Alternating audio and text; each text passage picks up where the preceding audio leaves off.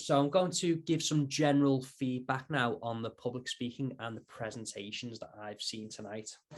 So one of the key things that I noticed among most of the speakers was the pace at which they spoke.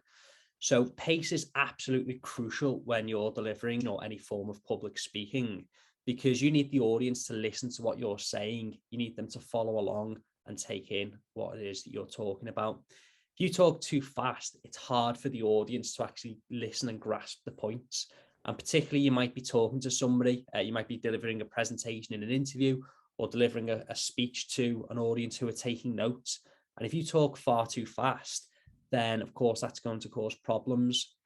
Now, some of the speeches that we had tonight were actually legal presentations. So people were talking about concepts in relation to the law, and they'd be breaking down certain aspects of the Acts of Parliament.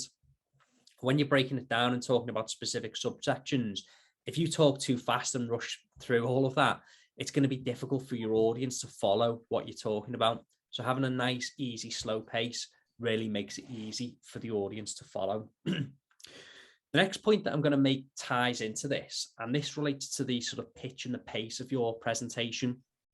So it's all well and good talking at a nice, slow pace, but you also need to vary the voice as well, because you can talk at a slow pace, but if you're talking at the same sort of pitch all the way throughout, it can get quite boring and the audience can switch off.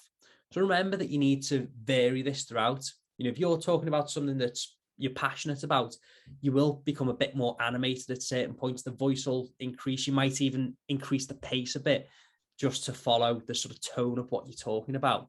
And that variation in the pitch and that variation in the pace keeps the presentation interesting and prevents your audience from falling asleep. You also need to think about the structure, because anytime you're delivering a presentation or any form of public speaking, there's always going to be a structure to that. So think about how you start the presentation. So there's a number of ways that you can get into the introduction. Now, at the very beginning, you can open with a fact, a bold statement, maybe your view on something and how you're going to develop that. Or even you can start with a rhetorical question. And I saw that tonight. Because if you start with a rhetorical question about your subject and then pause, you get your audience thinking about your topic before you then go on and develop that further. And you want the audience to be thinking about it, because ultimately your presentation is almost like a conversation with each and every member of your audience. You don't want them to feel like you're talking at them.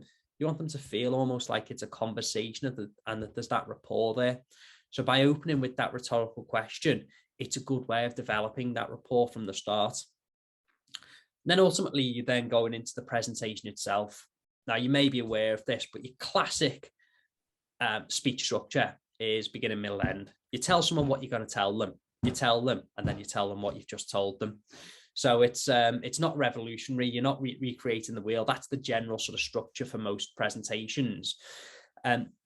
What I saw tonight was a lot of people in the introduction saying, tonight I'm going to talk about, just remember, you don't need it to be too sort of formulaic and a bit too wooden. So saying, I will be talking about, you can say, within my presentation, I'm going to cover the following points, just so it's a little bit more sort of easy to follow and it flows a little bit better. So then you're going into the main thrust of your presentation itself. And particularly if you're delivering a presentation on the law, remember that you need some substance to the points. So whatever you're saying, try and back it up with evidence. You know, if you can back it up with case studies, if you can back it up with specific examples of how a change in the law is going to be beneficial for those that it seeks to protect, then always include that, because it shows that you've really thought about the subject matter itself. It shows that you've got a sort of a good grip. And then ultimately, within your conclusion, you're just going to sort of rehash the main points that you've set out. You're going to really summarize them. And if possible, at the end of the presentation, say, and for these reasons, this change in the law is appropriate, or for these reasons, the law should be changed. You know, whatever it might be, whatever it is that you're seeking to argue, really hammer that home in your final sentence. That's what you want whoever you're talking to take away. So pin your colours to the mast at the end. Even though, this is a Zoom presentation and a lot of presentations these days will be on Zoom, you still need to think about your posture. So if you were in, a normal situation whereby you might be giving a talk to 5 people, you could be talking to 500 people. Normally, you might be stood up at the front of a room. You need to make sure that you stood up straight so it's easy for the air to flow and it's easier for you to talk and maintaining eye contact with the audience. Well, the same applies when you're on Zoom as well. So I've seen a few presentations where people might forget that and they sort of move about like this and dodge about. You really want to avoid that. You need to remember that you're still visible to your audience, and all sort of movements like that can be very easily noticeable. So really focus on trying to have a good posture there and maintaining eye contact as best you can. Of course, eye contact, you're not necessarily looking at the people, but it could be as simple as looking at the camera is a good way so that your eyes aren't wandering around. I saw that there was a use of notes as well. Now, with a presentation, really you should be practicing quite a number of times before the actual day itself, before you go on to give the presentation. The more you practice, the less likely you are to need to rely upon notes. So by practicing quite regularly and practicing frequently, whatever the subject matter is, whatever the speech is, it's going to be embedded into your brain. So it's going to be easier for you to recall that and recite the speech. The benefit of practicing regularly as well, rather than having notes that you rely upon, is that you're not so tied to the notes and the speech comes out slightly differently each time. So it's not so wooden and it comes out quite naturally. So you're not tied to the exact 500 words that are on that page or whatever it might be. It's always going to come out in its own way each and every time. So there really is no substitute for practice.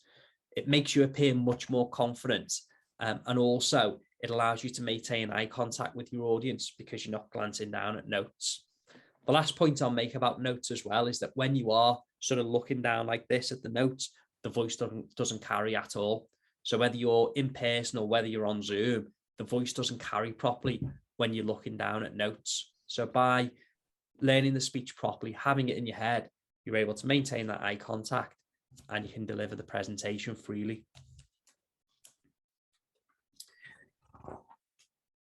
The use of the pause is a very useful tool that you can use within your presentations.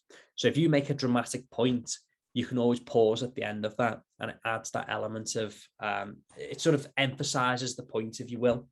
So we had somebody that was talking about individuals that had been wrongly convicted and then they were released from prison, and talking about the significance for that person. So the sentence was something along the lines of, during the time that person was in prison, they've lost their money, they've lost their family, they've lost their reputation. And that's a perfect point to pause just for a second or two, because it really adds emphasis to that sentence. Whereas if you finish and say, this person has lost their money, their family, their reputation, and this is that it's lost its impact there. So whenever you deliver a point, it's a dramatic point, have a pause. Equally, if you've got, say if there's a bit of humor in the speech and the audience laugh, have a quick pause at that moment as well. Let the audience laugh or whatever they're doing and then move on. Because if you try and talk over the audience laughing, they're not taking in what you're saying. So don't be afraid to use a pause throughout your presentation. The last point that I'm going to make is occasionally speeches can involve sort of technical points. So if it's a legal speech, you might use a legal acronym or whatever it might be, if you're talking about something that's specific to you. So we had someone talking about video games and use the acronym RPG. Sometimes your audience might not understand technical terms or acronyms. So if you're talking to an audience that might not understand what you're talking about, explain what that point is, what that technical term is, because it means that the audience can then follow what's to come. Because if you don't really explain what it is that you're talking about, the audience doesn't understand the rest of the presentation and it doesn't really make sense to them. So any technical terms, always remember to just give a brief explanation if it's required. Hope that those tips were helpful.